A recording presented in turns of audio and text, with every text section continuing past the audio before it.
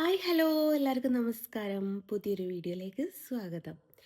എന്നെ ഇഷ്ടപ്പെടുന്ന എത്ര പേരുണ്ട് എന്ന് ചോദിച്ചാൽ ഈ വീഡിയോൻ്റെ താഴെ കമൻറ്റുകൾ വരുന്നത് മുഴുവനവും നിന്നെ ആർക്കും ഇഷ്ടമല്ല, നീ ഏതാടി, നിനക്ക് പോയി ചത്തൂടെ എന്നുള്ള ഒരുപാട് കമൻറ്റുകൾ പ്രതീക്ഷിച്ചിട്ടാണ് ഈ ഒരു വീഡിയോ പോസ്റ്റ് ചെയ്യുന്നത്. നമുക്ക് എല്ലാം പോസിറ്റീവ് ആവും എന്ന് വിചാരിച്ചിട്ട് ഒന്നും ചെയ്യാൻ പറ്റൂല. എന്നാലോ എല്ലാം നെഗറ്റീവാണ് എന്ന് കരുതിയിട്ട് നമ്മളൊന്നും ചെയ്യാതെ ഇരിക്കില്ല. അതേപോലെ നെഗറ്റീവ് വരുമെന്ന് പേടിച്ചിട്ട് ഞാൻ വീഡിയോസ് ഇടാതെ നിൽക്കുന്ന ഒരു സാഹചര്യത്തിലേക്ക് എന്തായാലും പോകില്ല. എന്തായാലും ഏതൊരു കാര്യത്തിനും നെഗറ്റീവ് ആണെങ്കിലും പോസിറ്റീവ് ആണെങ്കിലും ഉണ്ടാവും.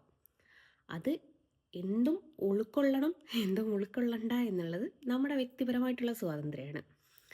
അപ്പോൾ ഈ നെഗറ്റീവ് ഇടുന്ന ആൾക്കാർക്ക് അതേ ഇടാൻ പറ്റുള്ളൂ. കാരണം അവരുടെ മാതാപിതാക്കൾ അവരെ പഠിപ്പിച്ച കാര്യങ്ങൾ മാത്രമേ അവർക്ക് ചെയ്യാൻ പറ്റുള്ളൂ. അത് നിങ്ങളോ ഞാനോ തിരുത്താൻ പോയാൽ ഒരിക്കലും അത് മാറി വരില്ല. നമ്മുടെ അച്ഛനും അമ്മയും എന്താണോ നമുക്ക് പറഞ്ഞു തരുന്നത് അത് മാത്രമേ ആർക്കായാലും എവിടെയായാലും പ്രകടിപ്പിക്കാൻ പറ്റുള്ളൂ. അതിപ്പോൾ കമൻറ്റ് ബോക്സിലായി അല്ലാണ്ടായി അത് അവരുടെ സംസ്കാരം എന്തോ അതേ അവർ ചെയ്യുള്ളൂ. അപ്പം ഞാനിപ്പോൾ വന്നത് എന്താ വെച്ചാൽ ഇന്ന് എൻ്റെ മകൻ്റെ ജന്മദിനമാണ്. എൻ്റെ മകന് 16 വയസ്സാവുക. അപ്പോൾ ആ ഒരു സംഭവം എനിക്ക് ഭയങ്കര പ്രൗഡായിട്ട് തോന്നുന്നുണ്ട് കേട്ടോ. ഒരു 16 വയസ്സുകാരൻ്റെ അമ്മയാന്ന് പറയുമ്പോൾ ഭയങ്കരമായിട്ട് പ്രൗഡ് തോന്നുന്നുണ്ട്. അപ്പോൾ എന്നെ ഇഷ്ടപ്പെടുന്ന ആരെങ്കിലും ഉണ്ടെങ്കിൽ അവർ ജസ്റ്റ് ഒന്ന് വിഷ് ചെയ്താൽ അതെനിക്ക് ഭയങ്കര സന്തോഷമാവും. അപ്പം പിന്നെ ഈ വീഡിയോ ഒരു കാര്യമേ ആദ്യമേ തന്നെ പറയാണ്, ഈ വീഡിയോ എൻ്റെ മക്കൾ എന്തായാലും കാണൂല. അതെന്തുകൊണ്ടാണെന്ന് വെച്ചാൽ എൻ്റെ മക്കളോട് 2 പേരോട് ഞാൻ പറഞ്ഞിട്ടുണ്ട് എൻ്റെ വീഡിയോസ് കാണരുത്, അതേപോലെ അതിൻ്റെ കമൻറ്റുകൾ വായിക്കരുത് എന്നുള്ളത്. എന്തുകൊണ്ടാണ് അവർക്ക് വിലക്കിട്ടതെന്ന് വെച്ചാൽ ഒരമ്മക്ക് തീരുമാനിക്കാം ആ അമ്മയുടെ കുട്ടി നല്ലതായിട്ട് വളരണോ മോശമായിട്ട് വളരണോ എന്നുള്ളത്. നിങ്ങളാണെങ്കിലും ഞാനാണെങ്കിലും നമ്മുടെയൊക്കെ അമ്മമാരെയോ അച്ഛന്മാരെയോ ആരെങ്കിലും മാതാപിതാക്കളെ ആരെങ്കിലും എന്തെങ്കിലും കുറ്റം പറയേ ഒക്കെ ചെയ്യുന്നത് കഴിയുമ്പം നമ്മൾ സ്വാഭാവികമായിട്ടും പ്രതികരിക്കും, ഇല്ലേ? നിങ്ങളാണെങ്കിലും ഞാനാണെങ്കിലൊക്കെ നമ്മുടെ മാതാപിതാക്കൾ ആരെങ്കിലും കുറ്റം പറയുക വെച്ചാൽ നമ്മൾ ഓട്ടോമാറ്റിക്കായിട്ട് പ്രതികരിച്ചു പോകും. അപ്പം എൻ്റെ കമൻറ്റ് ബോക്സ് എടുത്ത് നോക്കുക വെച്ചാൽ ഒന്നെങ്കിൽ എന്നെ തെറി വിളിക്കുന്നത്, അല്ല എന്നെ തോന്നിയാസം വിളിക്കുന്നത്, ഇത്രയാണ് മിക്കതും കാണാറ്. എന്നെ സപ്പോർട്ട് ചെയ്യാൻ ആളില്ലാഞ്ഞിട്ടല്ല കേട്ടോ, അവർക്ക് പേടിയായിട്ടാണ്. പലരും എന്നോട് പറഞ്ഞിട്ടുണ്ട് ജസ്റ്റ് നിന്നെ സപ്പോർട്ട് ചെയ്യണമെന്ന് ആഗ്രഹമുണ്ട്, പക്ഷേ ഈ നമ്മൾ കമൻ്റ് ഇടുന്നതിൻ്റെ താഴെ വന്നിട്ട് നമ്മളെ തെറി വിളിക്കും, അത് പേടിച്ചിട്ടാണ് കമൻ്റ് ഇടാത്തതെന്ന് പറയും.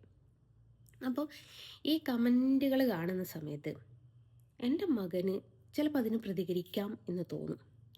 അപ്പോൾ എന്തിനാണ് എൻ്റെ മകനെ ഞാനൊരു ഗുണ്ടയായിട്ടോ അല്ലെ ഒരു തോന്നിവാസിയായിട്ടോ ഒരു ധിക്കാരിയായിട്ടോ വളർത്തുന്നത്? അതിനേക്കാട്ടിലും നല്ലത് ആ ഒരു രീതിയിലേക്ക് പോകുമെന്ന് ഉള്ള ആ ഭാഗത്തെ അവരുടെ ലൈഫിൽ നിന്നും മാറ്റി നിർത്തുന്നതല്ലേ ഏറ്റവും നല്ലത്. അതാണ് ഞാൻ ചെയ്തുകൊണ്ടിരിക്കുന്നത്. എൻ്റെ മക്കൾ എൻ്റെ വീഡിയോസിൻ്റെ താഴെയുള്ള കമൻറ്റുകൾ വായിക്കുന്ന സമയത്ത് ചിലപ്പോൾ അവർക്ക് പ്രതികരിക്കണം എന്ന് തോന്നും, ചിലപ്പോൾ അവർക്ക് വിഷമം തോന്നും. അപ്പോൾ ഇതൊക്കെ ഒഴിവാക്കാൻ വേണ്ടിയിട്ടാണ് ഞാൻ അവരോട് എൻ്റെ വീഡിയോ കാണരുത്, അല്ലെ എൻ്റെ വീഡിയോൻ്റെ താഴെ വരുന്ന കമൻറ്റുകൾ വായിക്കരുത് എന്ന് പറയുന്നത്. അപ്പോൾ പിന്നെ നിങ്ങൾ ചോദിക്കും, ഇതിൻ്റെ താഴെ വിഷ് ചെയ്ത് കഴിഞ്ഞാൽ മക്കളെങ്ങനെ അറിയാനാണെന്ന്. എനിക്ക് പറയാമല്ലോ മക്കളെ, ഇങ്ങനെ ഇന്ന ആൾക്കാർ വിഷ് ചെയ്തിട്ടുണ്ടായിരുന്നു. ആരും ചെയ്യുന്നൊന്നും പ്രതീക്ഷയില്ല കേട്ടോ. നമുക്ക് പോസിറ്റീവായിട്ട് തന്നെ എല്ലാ കാര്യങ്ങളും നടക്കുമെന്ന് വിചാരിച്ചിട്ട് നമ്മളൊന്നും ചെയ്യാറില്ല. എന്ന് വെച്ച് നെഗറ്റീവ് ആണ് എന്ന് വെച്ചിട്ട് നമ്മൾ ഭയക്കാറുമില്ല. അതേപോലെ തന്നെയാണ് ഞാനിതും. പോസിറ്റീവ് എന്തായാലും ഉണ്ടാവില്ല എന്നെനിക്കറിയാം. പിന്നെ നമ്മൾ പറയാം നമ്മുടെ ഒരു കുഞ്ഞാഗ്രഹം. കാരണം എന്താ വെച്ചാൽ കുഞ്ഞുങ്ങൾക്ക് 2 പേർക്കാണെങ്കിലും ഫാമിലി സപ്പോർട്ട് വളരെ കുറവാണ്. ഒരു ചിത്രത്തിൻ്റെ പേരിൽ ഇത്രത്തോളം ഒരാളെ ഒറ്റപ്പെടുത്താമെന്നും കുറ്റപ്പെടുത്താമെന്നും കല്ലെറിയാമെന്നൊക്കെ ഉള്ളത് എൻ്റെ ലൈഫിൽ ഞാൻ മനസ്സിലാക്കിയൊരു സംഭവമാണ്. അപ്പം അവരുടെ പപ്പ ഫാമിലി ആണെങ്കിലും അമ്മ ഫാമിലി ആണ് 2 പേരാണെങ്കിലും എന്താ പറയുക, എന്നോടുള്ള വിദ്വേഷം അവരോടും തീർക്കാറുണ്ട്. അപ്പം അതുകൊണ്ട് അവർക്കിപ്പം കൂട്ടായിട്ടെന്ന് പറയാൻ ഫാമിലീസ് വളരെ കുറവാണ്. അപ്പം നിങ്ങളെ ഞാൻ എൻ്റെ ഫാമിലി ആയിട്ടാണ് കണക്കാക്കുന്നത്. എൻ്റെ സബ്സ്ക്രൈബേഴ്സ് അല്ലെ എൻ്റെ ഫോളോവേഴ്സിൽ മിക്കതും ചിലപ്പോൾ എൻ്റെ എനിമികളായിരിക്കാം. പറയാൻ പറ്റൂല. നമ്മളെ ഫോളോ ചെയ്യുന്ന ആൾക്കാരൊക്കെ നമ്മളെ സ്നേഹിക്കുന്ന ആൾക്കാരാണെന്ന് നമുക്ക് പറയാൻ പറ്റൂല. ഇല്ലേ? ഫാൻ ഇട്ടിട്ടില്ല, ഭയങ്കര ചൂടാട്ടോ. നമ്മളെ ഇപ്പം 100K ഉണ്ടെങ്കിൽ ആ 100K ആൾക്കാരും നമ്മളെ സ്നേഹിക്കുന്നവരാണ് എന്ന് നമുക്കൊരിക്കലും പറയാൻ പറ്റില്ല. നമ്മളെ വെറുക്കുന്നവരും നമ്മുടെ പുക കാണാൻ ആഗ്രഹിക്കുന്നവരൊക്കെ ഉണ്ടാവും അതിൽ. അപ്പോൾ അങ്ങനത്തെ ആൾക്കാർ ഉള്ള ഒരു ഇതിലേക്കാണ് ഞാനിങ്ങനെ ഒരു വീഡിയോ പോസ്റ്റ് ചെയ്യുന്നത്. അപ്പോൾ നിങ്ങൾക്ക് ആർക്കെങ്കിലും എന്നോട് സ്നേഹമുള്ള ആരെങ്കിലും ഉണ്ടെങ്കിൽ, എന്താ പറയുക, ഒരു കുഞ്ഞു മനസ്സല്ലേ, എനിക്കിങ്ങനെ പറയാലോ മക്കളെ ഇങ്ങനെ ഒരാൾ വിഷ് ചെയ്തിട്ടുണ്ടായിരുന്നു എന്നുള്ള ഒരു കാര്യം പറയാൻ എങ്കിലും വേണ്ടിയിട്ട് സ്നേഹിക്കുന്ന ആൾക്കാരുണ്ടെങ്കിൽ ജസ്റ്റ് ഒന്ന് ഒരു കമൻ്റ് ഇടുക. പിന്നെയെന്ന് വെച്ചാൽ ഞാൻ പറഞ്ഞല്ലോ 16ാമത്തെ പിറന്നാളാണ്. ഞങ്ങളുടെയൊക്കെ നാട്ടിൽ എന്ന് വെച്ചാൽ വിദ്യാഭ്യാസം കൊടുക്കുന്നതിനെക്കാട്ടിലും ഉപരി മദ്രസ വിദ്യാഭ്യാസം കേട്ടോ മിക്ക ആൾക്കാരും ഫോക്കസ് ചെയ്യുന്നത്. സ്കൂളിനെക്കാട്ടിലും അന്നത്തെ കാലത്തൊക്കെ മദ്രസ വിദ്യാഭ്യാസമായിരുന്നു ഫോക്കസ് ചെയ്യുക. ഇന്നൊക്കെ കാലം മാറിയതുപോലെ തന്നെ ആൾക്കാരുടെ ചിന്താഗതി മാറിയിട്ടുണ്ട് കേട്ടോ. അപ്പം എന്നെയൊക്കെ ചെറുപ്രായത്തിലെ വിവാഹം കഴിച്ചിട്ട് എന്ന് തന്നെ പറയാം. അപ്പം നമ്മുടെയൊക്കെ അവിടെ പഠിത്തം കഴിഞ്ഞ് എന്ന് കേൾക്കുമ്പോഴേക്ക് തന്നെ നമുക്കൊക്കെ കല്യാണാലോചനകൾ വരും. അപ്പം എനിക്കൊന്നും എൻ്റെ വീട്ടിലേക്ക് സത്യം പറയാച്ചാൽ ഒരാളെ പെണ്ണ് കാണാനേ എന്ന് പറഞ്ഞ് വന്നിട്ടുള്ളൂ. പക്ഷേ എന്നെ വിവാഹം കഴിച്ച ആളോ അല്ലെങ്കിൽ വീട്ടിലേക്ക് വന്നത് എന്ന് പറയാനും എൻ്റെ സ്വന്തം വീട്ടിലേക്ക് സലീമല്ല വന്നത്, വേറൊരാളാണ് പെണ്ണ് കാണാൻ. എനിക്ക് ഞാൻ മൂന്ന് പെണ്ണ് കാണാൻ ആണ് എൻ്റെ ലൈഫിൽ നടന്നത്. ആ മൂന്നാമത്തെ ആളാട്ടോ കാക്ക. അപ്പോൾ ആ ഒരു സമയത്ത് എൻ്റെ കൂട്ടുകാരികളെയൊക്കെ കല്യാണത്തിന് മുമ്പ് എൻ്റെ കല്യാണമാണ് കഴിഞ്ഞത്. അപ്പോൾ എനിക്ക് ഒരു മോൻ ജനിച്ച സമയത്ത് എനിക്ക് ഭയങ്കര വിഷമമായിരുന്നു. അവർക്കൊന്നും അവരുടെയൊന്നും കല്യാണം, കാരണം എന്ന് വെച്ചാൽ അന്നത്തെ കാലത്തൊക്കെ സ്ത്രീധനം എന്ന് പറയുന്നൊരു സംഭവമുണ്ട്. ഇന്നല്ലേ അതൊക്കെ എടുത്തു മാറ്റിയത്. 17 വർഷങ്ങൾക്ക് മുമ്പത്തെ കഥയാട്ടോ ഞാൻ പറയുന്നത്. 17 വർഷങ്ങൾക്ക് മുമ്പത്തെ കഥയാണ് ഞാൻ ഈ പറഞ്ഞുകൊണ്ടിരിക്കുന്നത്. അപ്പം അന്നത്തെ കാലത്തൊക്കെ സ്ത്രീധനം എന്ന് പറയുന്നൊരു സംഭവമുണ്ട്. അപ്പോൾ പല സാഹചര്യങ്ങൾ കൊണ്ടും എൻ്റെ കൂട്ടുകാരികളുടെയൊക്കെ കല്യാണം നടന്നിട്ടില്ലായിരുന്നു. അപ്പം എനിക്കൊരു മകനായ സമയത്താണ് ഇവരുടെയൊക്കെ വിവാഹം കഴിയുന്നത്. അപ്പോൾ അവർക്കൊക്കെ കുട്ടികളാകുന്നതിൻ്റെയൊക്കെ മുമ്പേ നമ്മളൊരു കുട്ടീനെയൊക്കെ കൊണ്ട് നടക്കുക എന്ന് പറയുമ്പോൾ എനിക്ക് ഭയങ്കര ഒരു ഷെയ്മേഡ് പോലെ തോന്നിയിട്ടുണ്ടായിരുന്നു ആ ഒരു കാലഘട്ടത്തിൽ കേട്ടോ.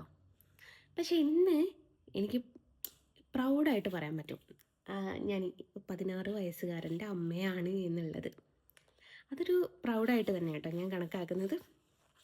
ഇന്നെൻ്റെ മകന് 16 വയസ്സാവുകയാണ്. 16 വർഷങ്ങൾക്ക് മുമ്പ് ബാക്കോട്ട് പോയാൽ ഒരുപാട് കരഞ്ഞ് ഒരുപാട് വിഷമിച്ചൊരു ദിവസമാണ് ഇന്ന്. അതെന്തുകൊണ്ടാണെന്ന് വെച്ചാൽ ഒന്നാമത് സിസേറിയൻ ആയിരുന്നു. അതിനേക്കാട്ടിലുപരി എൻ്റെ കുഞ്ഞ് ഞാൻ പ്രഗ്നൻ്റ് ആണ് എന്ന് അറിഞ്ഞപ്പോൾ തൊട്ടിട്ട് എനിക്ക് ഓരോരോ വിഷയങ്ങൾ ഉണ്ടായിട്ടുണ്ടായിരുന്നു. ട്യൂബിലാണെന്ന് പറഞ്ഞ് കുട്ടീനെ ഓപ്പറേഷൻ ചെയ്യാൻ വേണ്ടിയിട്ട് എന്നെ തിയേറ്ററിൽ വരെ കയറ്റിയിട്ടുണ്ട്. ഞങ്ങളവിടെ ഇഷാത്ത് എന്ന് പറഞ്ഞിട്ടുള്ളൊരു ഹോസ്പിറ്റൽ ഉണ്ടായിരുന്നു. AP കീഴിൽ ഉള്ളൊരു ഹോസ്പിറ്റലായിരുന്നു കേട്ടോ. ആ ഹോസ്പിറ്റലിനെ പറ്റി പലർക്കും പല മോശം അഭിപ്രായമായിരുന്നു. പക്ഷേ നമുക്ക് നേരെ വരുന്ന ബുദ്ധിമുട്ടുകളെ നമ്മൾ വിശ്വസിക്കാവുള്ളൂ എന്ന് പറയാറില്ലേ, അതേപോലെ അവിടെ പലർക്കും പല പ്രശ്നങ്ങളും ഉണ്ടായിട്ട് നമ്മൾ ആരും അത് വിശ്വസിച്ചിട്ടില്ല. അപ്പോൾ എനിക്ക് കൊയിലാണ്ടിന്ന് ഡോക്ടറെ കാണിച്ച് സ്കാൻ ചെയ്ത സമയത്ത് ഡോക്ടർ ഒരു ഡൗട്ട് പറഞ്ഞു, കുട്ടി ട്യൂബിലാണോ എന്നുള്ള ഒരു സംശയമുണ്ട് എന്ന് പറഞ്ഞു. അപ്പോൾ ആ ഒരു സമയത്ത് അതിൻ്റെ പിറ്റേന്ന് എൻ്റെ അമ്മായിയുടെ മകൻ്റെ വിവാഹമാണ്.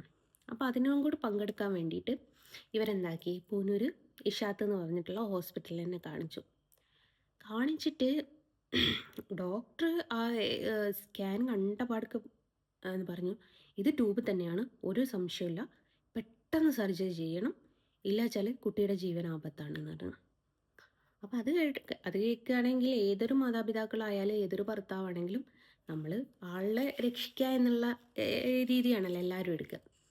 അതേപോലെ ഇവരും പറഞ്ഞു എനിക്കൊന്നും സംഭവിക്കരുത് എന്ന് പറഞ്ഞിട്ട് ഇവർ പെട്ടെന്ന് സർജറി ചെയ്തോളാൻ പറഞ്ഞു. ഒന്നും നോക്കണ്ട, സർജറി ചെയ്തോളാൻ പറഞ്ഞു. എനിക്കൊന്നും അറിയില്ല. ഞാൻ അവിടെ ഒരു ഒബ്സർവേഷൻ ബെഡിൽ കിടക്കുകയായിരുന്നു. അവിടെ നിന്നോട് പിന്നെ സ്ട്രെച്ചറിലെടുത്ത് കയറാൻ പറഞ്ഞു. ഞാൻ കയറിയിരുന്നു. നേരെ ഓപ്പറേഷൻ തിയേറ്റർ എന്ന് പറഞ്ഞിട്ട് ബോർഡ് ഇങ്ങനെ കാണുക. അപ്പോൾ ഞാൻ ചോദിച്ചത് എന്താ ഇങ്ങനെ ഇവിടേക്ക് കൊണ്ടുവന്ന്. അത് കുട്ടി ട്യൂബിലാണ്, പെട്ടെന്ന് ഓപ്പറേഷൻ ചെയ്യണം എന്ന് പറഞ്ഞു. ഞാൻ അടുത്തേ വൈക്ക് ചോദിച്ചു, നിങ്ങളാണോ തീരുമാനിക്കുന്നത് കുട്ടി ട്യൂബിലാണ് എന്നുള്ളത്? സിസ്റ്ററോടാണ് ചോദിക്കുന്നത്. അപ്പോൾ സിസ്റ്റർ അത് കേട്ട് ഡോക്ടറെ വിളിച്ച്. ഡോക്ടർ ചോദിച്ചു എന്താ പ്രശ്നം എന്ന് ചോദിച്ചു. ഞാൻ ചോദിച്ചു നിങ്ങളാണോ തീരുമാനിക്കുന്നത് എൻ്റെ കുട്ടി ട്യൂബിലാണോ എന്നുള്ളത്? ഞാനൊരു ഡോക്ടറോടാട്ടോ തർക്കുത്തരം പറയുന്നത്. അപ്പോൾ ഡോക്ടർക്ക് ഭയങ്കരമായിട്ട് ആർക്കായാലും ഷൗട്ട് ചെയ്ത് വിഷമമുണ്ടാവും. അപ്പോൾ ഡോക്ടർ പറഞ്ഞു ഈ കുട്ടീനെ എനിക്ക് ഓപ്പറേഷൻ ചെയ്യാൻ കുറച്ച് ബുദ്ധിമുട്ടുണ്ട്, നിങ്ങൾ വേറെ എങ്ങോട്ടാന്ന് വെച്ചാൽ കൊണ്ടുപോയിക്കോളൂ, നിങ്ങൾ നിങ്ങളുടെ ഇഷ്ടം പോലെ ചെയ്തോളൂ, ഏതായാലും ഞാൻ ഓപ്പറേഷൻ ചെയ്യില്ല എന്ന് പറഞ്ഞു. ഞാൻ പറഞ്ഞു നിങ്ങൾ ചെയ്യേണ്ട ആവശ്യമില്ല, എൻ്റെ കുട്ടി ട്യൂബിലല്ല. നമ്മളന്ന് പോലത്തെ ഒരു ചോരത്തിളപ്പിൽ പറയുന്നതായിരിക്കാം, എന്തോ ഏതോ ആയിക്കോട്ടെ. എനിക്ക് അപ്പം പറയാൻ തോന്നിയത് അത് ദൈവമായിട്ട് പറയിപ്പിച്ചതാണെന്നുള്ളൊരു വിശ്വാസം എനിക്കുണ്ട്.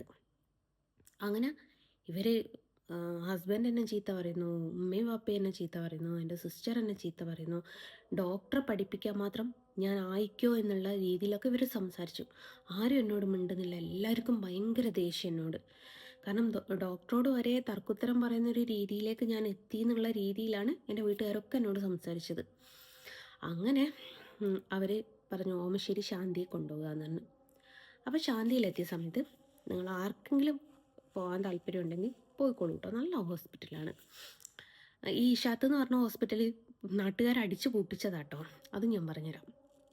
അങ്ങനെ അവിടെ ഇപ്പം റിവർ ഷോർ എന്ന് പറഞ്ഞിട്ട് വേറൊരു ഹോസ്പിറ്റൽ, വേറെ മാനേജ്മെൻ്റ് അടുത്ത് വേറൊരു പേരിലാണ് ഇപ്പം ഹോസ്പിറ്റൽ അറിയപ്പെടുന്നത്. അങ്ങനെ ഓമശ്ശേരി ശാന്തിയിലെത്തിയ സമയത്ത് അവിടുത്തെ ഹെഡ് ഡോക്ടറുണ്ട്, മൂർത്തി ഡോക്ടർ എന്ന് പറഞ്ഞിട്ട്. മൂർത്തി ഡോക്ടർ എന്താക്കി, സ്കാൻ ചെയ്യണമെന്ന് പറഞ്ഞു. അങ്ങനെ സ്കാൻ ചെയ്തു. ഡോക്ടർ പറഞ്ഞു ഇവിടെ അഡ്മിറ്റ് ചെയ്യണം, 2 ദിവസം നമ്മൾ ഒന്ന് ഒബ്സർവേഷനിൽ വെക്കുക, എന്നിട്ട് തീരുമാനിക്കാം നമുക്ക് ഓപ്പറേഷൻ വേണോ വേണ്ടയോ എന്നുള്ളത്.